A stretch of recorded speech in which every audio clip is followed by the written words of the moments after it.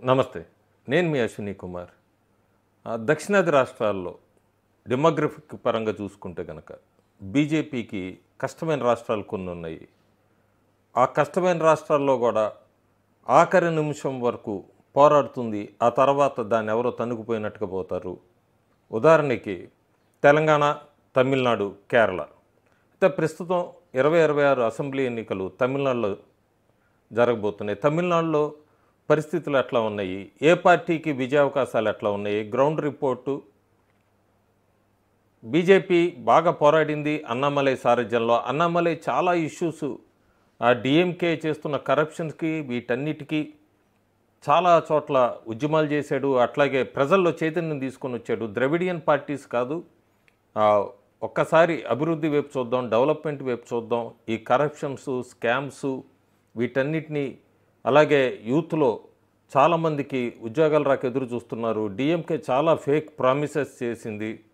మహిళలకి రక్షణ లేదు, డ్రగ్స్ మాఫియా ఎక్కువైపోయింది.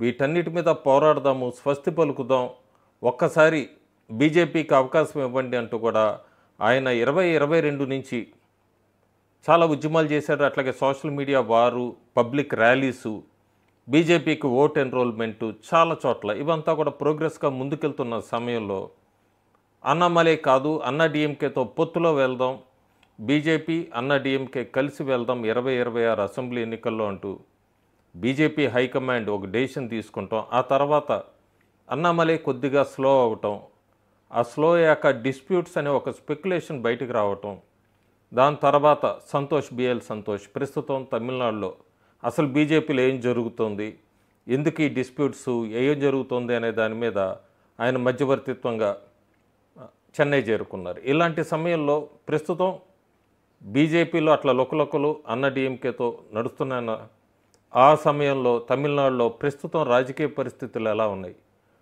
సెప్టెంబర్ 14కి 2025 ఏ పార్టీ లీడ్లో ఉంది, గ్రౌండ్ రిపోర్ట్ ఎట్లా ఉంది, ఏ జెండర్, మహిళలు కానీ పురుషులు కానీ, లేదా యూత్, లేకపోతే మళ్ళీ సేమ్ రిలీజియన్, ఎవరు ఎట్లా ఓటేద్దాం అనుకుంటున్నారు.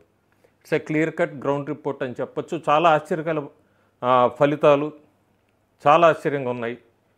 ఎప్పుడైతే అన్నా డిఎంకేతో పొత్తు బీజేపీ అందో బీజేపీ వీక్ అవుతుంది, అట్లాగే అన్నా డిఎంకే కూడా కొద్దిగా వీక్ అవటం మొదలుపెట్టింది.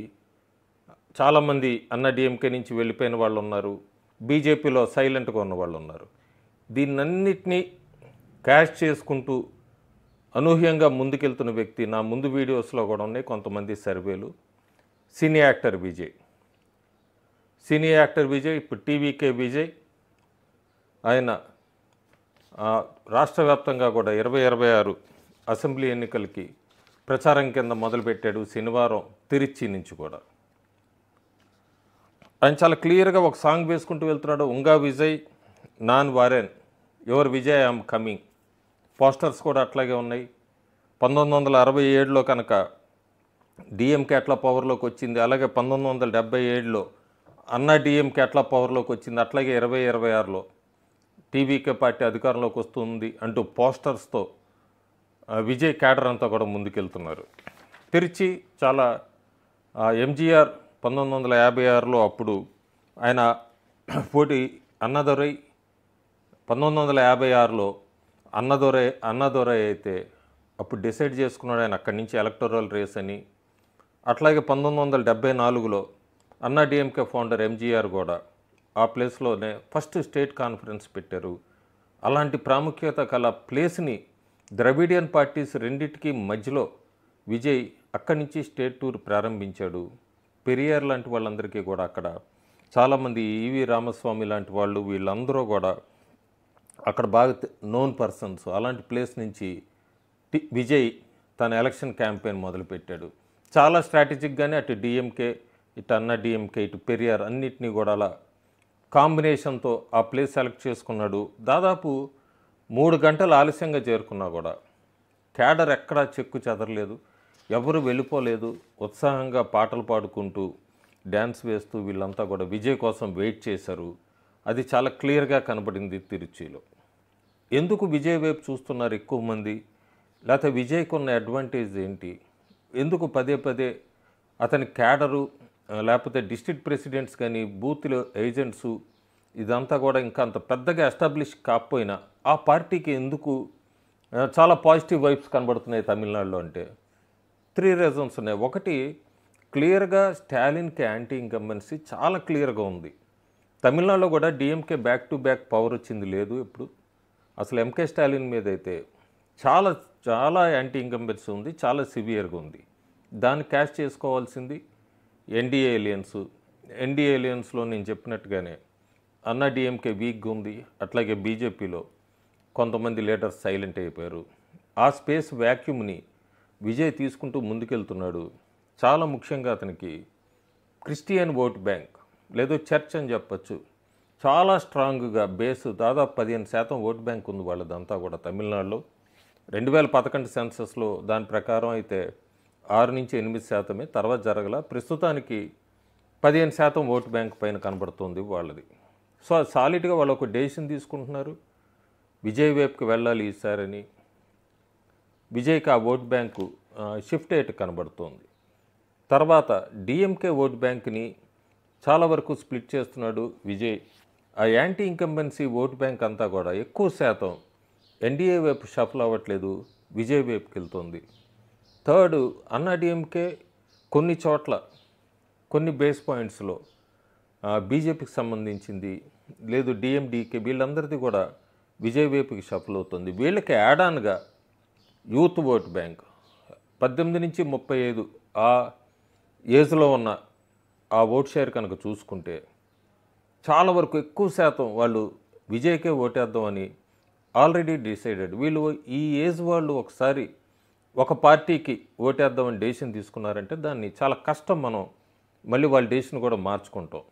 సో వాళ్ళు చాలా ఫిక్స్డ్గా ఉన్నారు, ఈసారి విజయ్కి ఓటేయాలి, ఎందుకంటే మాకు ఉద్యోగాలు ఇవన్నీ రావాలి, ఇండస్ట్రీస్ రావాలి, మాకు కరప్షన్ ఫ్రీ స్టేట్ కావాలి, మహిళలకి రక్షణ కావాలి, ఇవన్నీ చెప్తూనే వాళ్ళు మేము ఓటేయటమే కాకుండా మా ఇంట్లో వాళ్ళని వీళ్ళందరినీ మా రిలేటివ్స్ని వీళ్ళందరినీ కూడా మేము మోటివేట్ చేస్తున్నాం, ఈసారి విజయ్కి అవకాశం ఇవ్వాలి అన్నది బాగా వినబడింది. శనివారం ఆ తిరుచి ర్యాలీ తర్వాత మహిళలు చాలా వరకు కూడా డిసైడ్ అయి ఉన్నారు. ఆ ఓట్ బ్యాంక్ కూడా విజయ్కి ఫెచ్ అవుతుంది. మహిళల ఓట్ బ్యాంక్ కూడా ఎక్కువ శాతం అటు షఫల్ అవుతుంది టీవీకే పార్టీ వైపు. సో ఈ mobilising vote bank, vote shift, ఈ క్రిస్టియన్ ఓట్ బ్యాంకు ఇదంతా కూడా 35-40% ఆల్రెడీ ఒక ఫిక్స్డ్ ఓట్ షేర్ అయితే టీవీకే కనబడుతుంది. ఇక్కడ దెబ్బతింటుంది ఎక్కువ శాతం డిఎంకే, ఆ తర్వాత ఎన్డీఏ ఎలియన్స్. ఈ రెండింటిని కూడా క్లబ్ చేసుకొని వెళ్తున్నాడు టీవీకే విజయ్. 234 స్థానాల్లో కనుక ఇప్పుడున్న పరిస్థితుల్లో సెప్టెంబర్లో విజయ్ పార్టీకి 135-150 సీట్స్ ఒక ఖచ్చితంగా గెలుచుకునేట్టుగా కనబడుతోంది స్టేట్లో సినారియో. గ్రౌండ్ లెవెల్లో డిఫరెంట్ కేటగిరీస్, ఏజ్ వైజు, మహిళలు, అట్లాగే సీనియర్ సిటిజన్స్, ఫార్మర్స్ అని, లేదంటే క్రిస్టియన్ ఓట్ బ్యాంక్ చెప్పినట్టుగా, లేకపోతే యాంటీ ఇన్కంబెన్సీ స్టాలిన్వి, ఇవన్నీ షఫుల్ చేసుకుంటే కనుక విజయ్కి చాలా అడ్వాంటేజ్ కనబడుతోంది. విజయ్ కూడా చాలా తెలివిగా కావేరీ ఇష్యూ గురించి మాట్లాడుతున్నాడు. 1 నేషన్ 1 ఎలక్షన్ మీద నేను బీజేపీతో పొత్తు పెట్టుకోను, డిఎంకేతో పొత్తు పెట్టుకోను, ఒకళ్ళు ట్రస్ట్ నమ్మకంతో మనల్ని మోసం చేస్తున్నారు, ఇంకొకళ్ళు పవర్తో మోసం చేస్తున్నారు, సో నేను 2 పార్టీలకి దూరం అంటూ కూడా తమిళనాడు ప్రజల్ని నమ్మిస్తూ ముందుకెళ్తున్నాడు.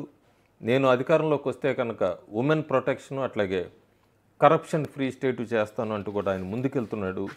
జనాలు ఈసారి విజయ్కి ఎందుకు అవకాశం ఇవ్వకూడదు, విజయ్కి ఒక్కసారి ఇప్పటిదాకా ద్రవిడియన్ పార్టీస్కి ఇచ్చాము, ఒక్కసారి విజయ్కి అవకాశం ఇద్దాం అన్న మాట అయితే శనివారం నాడు అతను స్టార్ట్ చేసిన ఈ స్టేట్ టూర్ ఎలక్షన్ క్యాంపెయిన్లో మాత్రం ప్రజల్లోంచి చాలా స్పష్టంగా గ్రౌండ్లో కనబడుతోంది, ఆఫ్ ది రికార్డ్గా కనుక వాళ్ళని మనం ఇంటర్వ్యూ చేస్తే. సో ఇది ఎంతవరకు వెళ్తుంది, 2026 దాకా ఈ మొమెంటం వెళ్తుందా, లేదు ఎన్డీఏ పికప్ అవుతుందా, వాళ్ళ మధ్య ఉన్న గ్రూపిజం దీన్ని అన్నింటినీ కూడా సాల్వ్ చేసుకొని ముందుకెళ్తారా, లేదు అట్లాగే ఉండి నెక్స్ట్ ఎలక్షన్స్ చూద్దాము, ప్రస్తుతానికి విజయ్కి అవకాశం ఇచ్చి డిఎంకేని డౌన్ఫాల్ చేస్తే next BJP NDA versus TVK కింద ఉంటుందా, టీవీకే గెలుచుకుని సెంటర్లో బీజేపీకి ఏమైనా మద్దత, చాలా క్యాలిక్యులేషన్స్ వాళ్ళ మైండ్లో ఉన్నాయి. ప్రస్తుతానికైతే విజయ్ అయితే లీడ్ అనేది మాత్రం చాలా స్పష్టంగా తమిళనాడులో కనబడుతుంది గ్రౌండ్ లెవెల్లో. Thank you.